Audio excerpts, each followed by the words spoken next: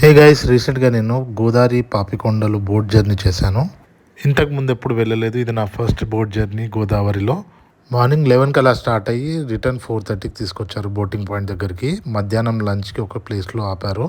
And boat వాళ్ళు lunch arrange చేసే టైంలో మేము దగ్గరలో ఉన్న శివ టెంపుల్లో దర్శనం చేసుకొని రిటర్న్ వస్తూ కుల్ఫీ తిన్నాను. కుల్ఫీ కాస్ట్ వచ్చి 20 రూపీస్. అండ్ దాని తర్వాత 2 ప్లేట్ బొంగు చికెన్ తీసుకున్నాను. 150 రూపీస్ అంట భయ్య ఈచ్ ప్లేట్. అవి అలా తీసుకొని బోట్ ఎక్కగానే మీల్స్ పెడుతుంటే ప్లేట్ తీసుకొని మీల్స్ ప్లేట్లో సర్వ్ చేయించేసుకొని అలా బోట్ కార్నర్లో వెళ్ళి నుంచొని చూస్తే అద్భుతం. ఇంత అందమైన గోదావరి చుట్టూ పాపికొండల మధ్యలో భోజనం చేస్తుంటే నాకైతే మస్తు ఫీల్ అనిపించింది మచ్చా. మీరు ఎప్పుడైనా ఈ జర్నీ చేసింటే కమెంట్ చేయండి ఎలా అనిపించిందో మీకు. నేనైతే కడుపు నిండా తిని మస్తు ఎంజాయ్ చేసిన భయ్య.